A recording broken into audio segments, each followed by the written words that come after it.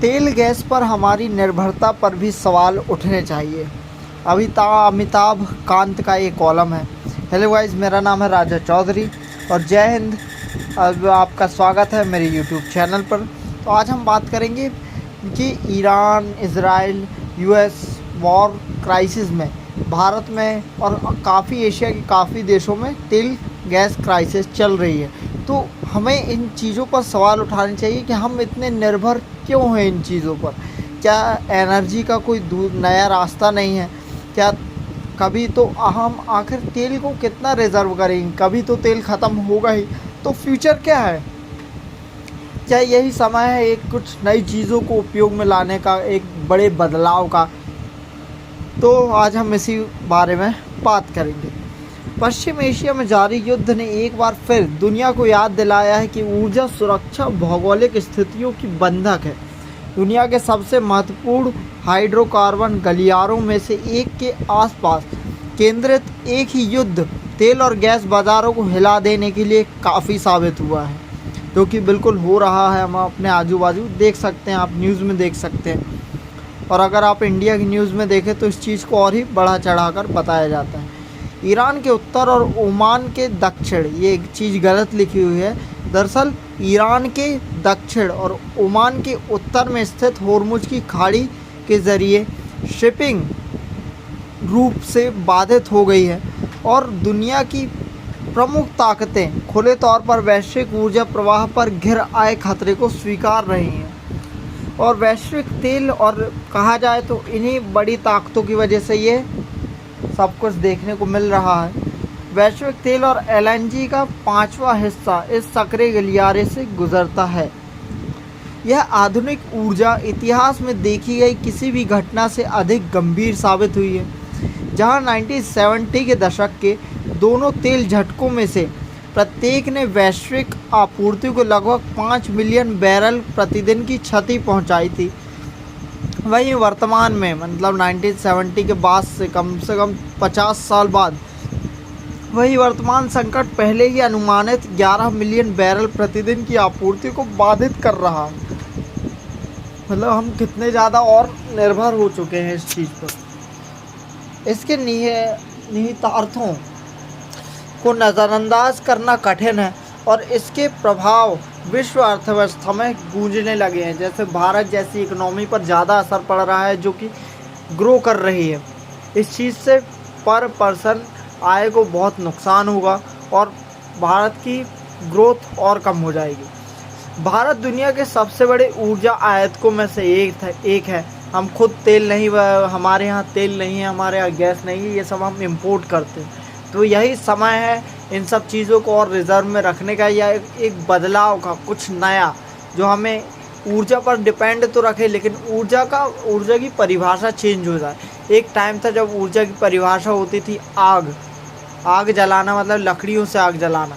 लेकिन एक टाइम आया जब ये ऊर्जा बदली, ये तेल में बदल गई, ये गैस में, अब आग जलती है गैस से। तो यही वो समय है कि हम कुछ नई चीज़ें खोजें। जैसे गाड़ियों में देखें तो अब सीएनजी आ रही है, इलेक्ट्रिक व्हीकल्स आ रहे हैं। तो ये एक बदलाव है। तो भारत दुनिया के सबसे बड़े आयातकों में से एक है, जो अपना ऊर्जा का एक बड़ा हिस्सा, यानी कि 90% से अधिक तेल और गैस की ज़रूरतों के लगभग आधे हिस्से के लिए आयात पर निर्भर है। मतलब तेल का 90% और गैस का लगभग आधा हिस्सा, 60% के आसपास।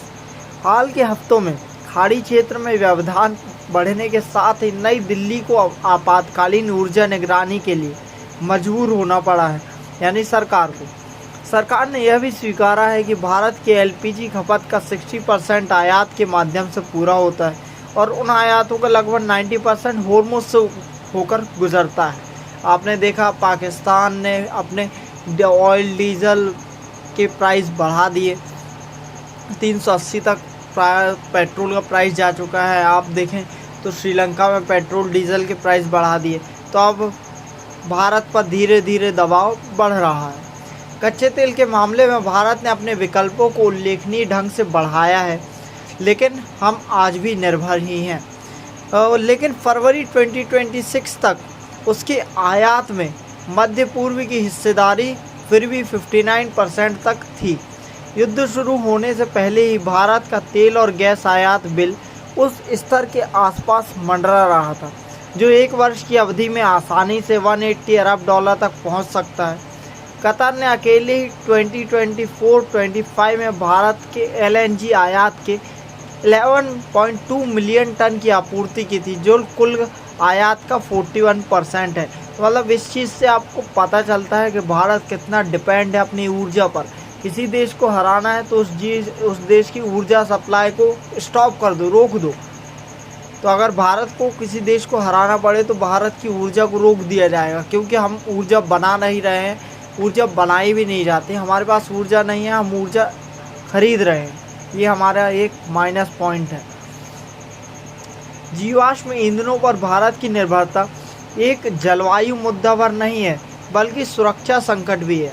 आयातित हाइड्रोकार्बन हमारी अर्थव्यवस्था को उन क्षेत्रों और समुद्री मार्गों पर आश्रित कर देते हैं जिन पर उसका सीमित नियंत्रण है।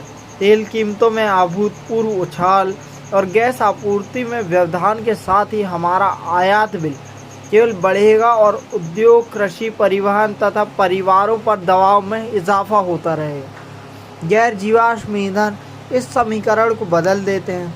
एक बार जब सोलर पार्क, पवन ऊर्जा फार्म, जल विद्युत परिसंपत्तियाँ या परमाणु संयंत्र निर्मित होकर जुड़ जाते हैं तो वे लंबे समय तक घरेलू बिजली उत्पन्न कर सकते हैं। किसी दूसरे क्षेत्र में घट रही भू राजनीतिक घटनाओं को लेकर उनका जोखिम कहीं कम होता है। सोलर फोटोवोल्टिक प्रणालियाँ अब सामान्यतः 25 से 35 वर्षों तक संचालित होती हैं, जबकि विंड टरबाइन भी आमतौर पर 20 से 25 वर्षों के लिए डिज़ाइन किए जाते हैं। इसका यह मतलब है कि गैर जीवाश्म क्षमता एक बार स्थापित हो जाने पर युद्धों, शिपिंग व्यवधानों और समुद्री टकरावों के दौरान भी उत्पादन करती रहती हैं, और ये एक प्लस पॉइंट है जिस पर फोकस करना चाहिए हमें। आधुनिक ऊर्जा इतिहास में यह पहली बार है जब इस पैमाने का संकट जीवाश्म ईंधन प्रणाली को मजबूत नहीं कर रहा बल्कि उससे दूर जाने की परिस्थितियों को तेज कर रहा है। 1973, 1979, 2008 के झटकों ने भी अंततः तेल की केंद्रीयता को ही मजबूत किया था, लेकिन अब समय बदलाव मांग रहा है कि कब तक हम तेल पर डिपेंड रहेंगे, कब तक हम गैस पर डिपेंड रहेंगे। अब समय है चेंज का। लेकिन आज दूसरे विकल्प भी मौजूद हैं और दुनिया उनकी तरफ बढ़ रही है, और ये युद्ध एक इशारा है हमारा कदम बढ़ाने का। जीवाश्म ईंधनों पर भारत की निर्भरता एक जलवायु मुद्दा पर नहीं है बल्कि सुरक्षा संकट भी है। आयातित हाइड्रोकार्बन हमारी अर्थव्यवस्था को उन क्षेत्रों और समुद्री मार्गों पर आश्रित कर देते हैं जिन पर हमारा नियंत्रण नहीं है। So thank you so much guys watching my video. ऐसी नॉलेज भरी वीडियोज़ के लिए मेरे साथ जुड़े रहिए। मेरा नाम है राजा चौधरी। जय हिंद, जय भारत।